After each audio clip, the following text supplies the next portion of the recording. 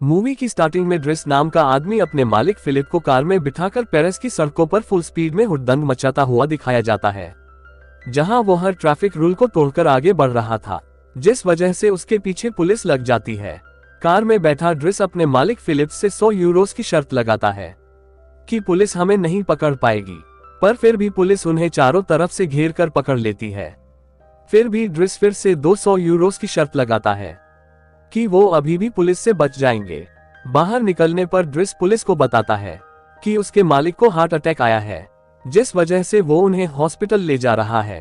पहले तो उन्हें ड्रिस की बातों पर यकीन नहीं होता, पर जब वो कार में व्हीलचेयर देखते हैं और फिलिप भी ऑस्कर विनिंग एक्टिंग करने लगता है, तब पुलिस को उन्हें छोड़ना ही पड़ता है। इसी के साथ पुलिस उन्हें फुल सिक्योरिटी से हॉस्पिटल तक पहुंचाकर चली जाती है। पुलिस के जाती ही ड्रिस भी वहां से 9-2-11 हो जाता है और शर्त जीतने की खुशी में दोनों ही कार में बैठकर सस्ते नशे करते हैं। जिसके बाद हमें फ्लैशबैक में 2 महीने पहले का सीन दिखाया जाता है, जहां फिलिप को एक केयरटेकर की जरूरत थी क्योंकि वो अपाहिज था, जहां वो एक अच्छे केयरटेकर के लिए अपनी सेक्रेटरी मागले के साथ लोगों का इंटरव्यू ले रहा था, जहां ड्रिस भी इंटरव्यू देने आया था, जिसे नौकरी की कोई जरूरत नहीं थी। वो बस वहां पर इसीलिए आया था ताकि वो उनसे एक पेपर पर साइन ले सके, जिसमें लिखा था कि वो लोग उसे नौकरी नहीं दे सकते ताकि वो सरकार से बेरोजगार भत्ता लेकर अपनी झंड लाइफ जी सके। दरअसल वो फूल ऑन नंबर 1 टपोरी है, इसीलिए वो इंटरव्यू देते समय मागले से फ्लर्ट करना शुरू कर देता है और उसे पटाने की कोशिश करने लगता है, और जो मन में आता है वो बेझिझक उनके सामने बोल देता है। ड्रिस का यही अंदाज फिलिप को काफी पसंद आता है और उसमें फिलिप की दिलचस्पी बढ़ जाती है, जिस वजह से फिलिप उसे केयरटेकर के काम पर रख लेता है। दूसरी तरफ घर पहुंचने पर हमें पता चलता है कि ड्रिस काफी गरीब है, जहां उसके 6-7 भाई बहन हैं, जिनमें से उसके छोटे भाई एडम को वो किसी अनजान आदमी की कार से उतरते हुए देखता है, पर पूछने पर ड्रिस को वो कुछ भी नहीं बताता। पर ड्रिस को उस पर शक हो जाता है। रात में उसकी माँ जब घर आती है, तब ड्रिस उन्हें एक सोने का अंडा देता है, जो कि उसने फिलिप के घर से चुराया था। ड्रिस की माँ उसे घर पर देखते ही उस पर भड़क जाती है, क्योंकि वो पिछले 6 महीने से घर नहीं लौटा था, जबकि वो इस घर का सबसे बड़ा बेटा था, और उसे जिस वजह से उसकी माँ फिर से घर से बाहर निकाल देती है। मजबूरी में ड्रिस फिलिप के घर काम पर अगले दिन पहुंच जाता है, जहां घर की नौकरानी उसे पूरा काम समझती है और उसे उसका आलीशान रूम भी दिखाती है, जो कि किसी 7 स्टार होटल से कम नहीं था। इतना गजब कमरा देखकर उसकी आंखें चौंधिया जाती है, क्योंकि उसने इससे पहले इतना आलीशान घर कभी नहीं देखा था। इसके बाद फिलिप उसे अपॉइंटमेंट लेटर देता है और उससे कहता है कि 1 महीना तुम्हारा ट्रायल लिया जाएगा और इसके बाद ही तुम्हें परमानेंट रखा जाएगा, जिस बात पर ड्रिस मान जाता है और उसी दिन से ड्रिस अपने काम में लग जाता है। पर उसे इस काम में काफी मुश्किलें आ रही थी, पर मजबूरी के चलते उसे ना चाहते हुए भी ये काम करना पड़ रहा था। उसी रात जब वो छत पर बैठकर टाइम पास कर रहा था, तभी वहां फिलिप की बेटी अपने बॉयफ्रेंड के साथ चुम्मा चाटी करने चली आती है। पर दूसरी तरफ ड्रिस अपनी सिंगल लाइफ से फ्रस्ट्रेटेड था, जिस वजह से वो उन्हें वहां से भगा देता है। अब धीरे धीरे वो फिलिप के सारे काम सीख जाता है। ड्रिस उसके लिए आए हुए लेटर्स को भी पढ़ा करता था, पर कुछ ऐसे भी लेटर्स थे जिन्हें खोलने की परमिशन उसे नहीं थी। वही अब उसकी झंड लाइफ बड़े मजे से बीतने लगी थी। वो मस्त लड़कियों से मसाज लेता और उनसे फ्लर्ट करता था, और फिलिप्स की सेक्रेटरी मागले को भी छेड़ता रहता था, जिसमें उसे काफी मजा आता था। एक दिन उसे फिलिप को बाहर घुमाने ले जाना था, तब वो उसे कार के पीछे नहीं बिठाकर ले जाना चाहता था, बल्कि वो फिलिप को उसी की सुपर कार में बिठाकर फुल स्पीड में वहां से निकल पड़ता है। पर बाहर जाने पर वो देखता है कि किसी ने दरवाजे के सामने कार पार्क कर दी है, जिसे ड्रिस बड़ी इज्जत से बेइज्जती करके अपनी टपोरी स्टाइल में समझाने लगता है और 2 लगाकर वापस आ जाता है। ड्रिस की ऐसी बचकानी हरकतें देख फिलिप को काफी मजा आता है, क्योंकि ड्रिस उसे किसी पैरालाइज इंसान की तरह ट्रीट नहीं करता था, बल्कि अपने दोस्त की तरह ही ट्रीट करता था, और यही बात फिलिप को ड्रिस की सबसे ज्यादा पसंद थी। फिलिप एक म्यूजियम से एक बेहद महंगी पेंटिंग खरीदने आया था, जहां पेंटिंग की कीमत जानकर ड्रिस उसे समझाता है कि तुम किस कचरे में पैसा लगा रहे हो, ये कोई आर्ट नहीं है भाई, लगता है किसी ने विमल खाकर थूका है और इसी को आर्ट बताकर तुम्हें बेचा जा रहा है। उसके ऐसी बातें सुनकर फिलिप उस पेंटिंग को खरीदने का इरादा छोड़ देता है।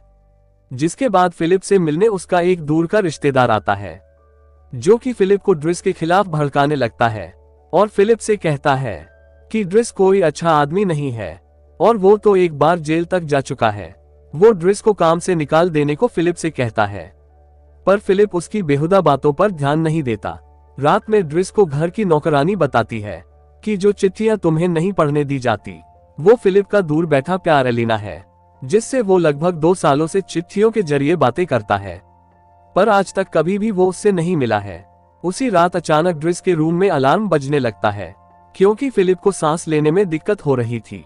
जब ड्रिस फिलिप के पास जाता है तब वो उसे अस्पताल ले जाने के बजाय खुली हवा में बाहर घुमाने ले आता है, जहां कई जवान लड़कियों को देखकर फिलिप की बीमारी छूमंतर हो जाती है। पर थोड़ी ही देर बाद फिर उसे सांस लेने में दिक्कत होने लगती है। तब ड्रिस उसे सिगरेट के 2 सूटे लगवाता है और अब माल फूकने के बाद उसकी सालों पुरानी बीमारी छूमंतर हो जाती है।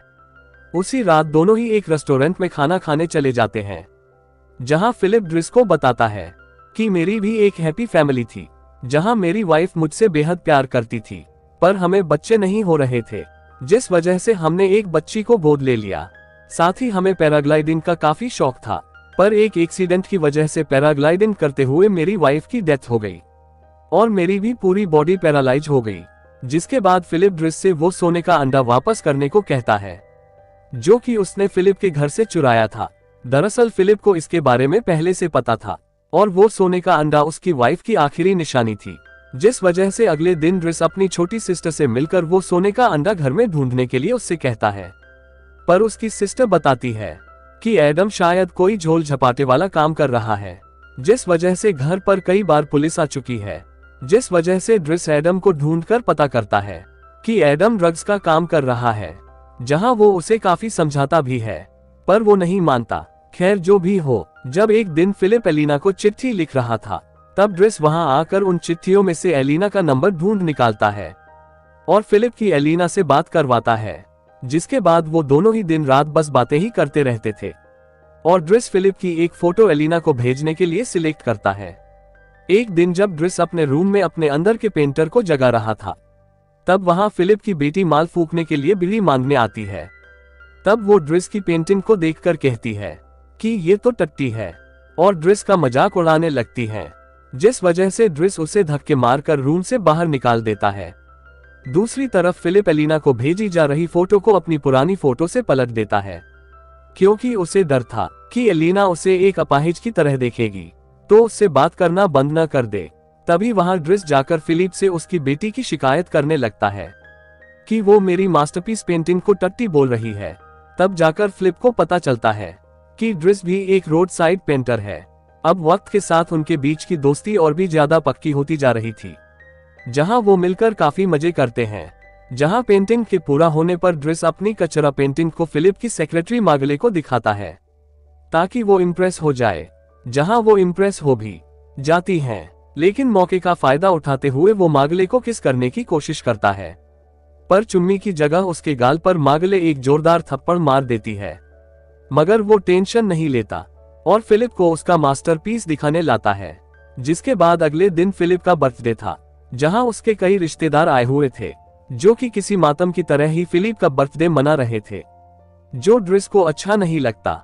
जिस वजह से वो पार्टी में जान लाने के लिए अपने ढिंचैक टपोरी गाने लगाकर नाचने लगता है और पार्टी में जान डाल देता है।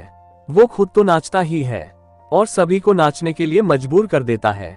पार्टी के बाद जब ड्रिस फिलिप को सुला रहा था, तब वो फिलिप को एलिना की एक चिट्ठी देता है और उससे बताता है कि एलिना अगले हफ्ते पेरिस तुमसे मिलने आ रही है, जिसके साथ उसने अपनी एक फोटो भी भेजी थी, जहां डेट के दिन फिलिप को ड्रिस और घर की मेड मस्त तैयार करते हैं और फिलिप को होटल ले जाते हैं। पर काफी इंतजार करने के बावजूद एलिना वहां नहीं आती, जिस वजह से वो वहां से वापस जाने लगते हैं। तभी वहां एलिना आ जाती है, पर वो दोनों ही एक दूसरे को नहीं देख पाते और ना ही मिल पाते हैं। अगले दिन ड्रिस फिलिप का मन बहलाने उसे पहाड़ियों पर घूमने ले आता है, जहां फिलिप एक बार फिर पैराग्लाइडिंग करने का फैसला करता है और साथ ही में ड्रिस को भी वो पैराग्लाइडिंग करने के लिए मना लेता है। जहां जिंदगी में पहली बार ड्रिस पैराग्लाइडिंग कर रहा था, जिस वजह से उसकी फट के 64 हो जाती है, पर थोड़ी ही देर बाद वो भी इसके मजे लेने लगता है। जब वो दोनों घर लौटते हैं तब वहां ड्रिस अपने भाई एडम को बैठा देखता है, जिसकी किसी ने बुरी तरह कुत्ते की तरह पिटाई की थी। किसी तरह ड्रिस उसे समझा के वापस भेज देता है, पर उसी रात जब ड्रिस फिलिप को सुलाने आता है तब फिलिप उसकी लाइफ के बारे में पूछता है। तब ड्रिस उसे बताता है कि वो एक अनाथ था जिसे उसके अभी के माता पिता ने गोद लिया था, क्योंकि उन्हें कई सालों से बच्चे नहीं हो रहे थे।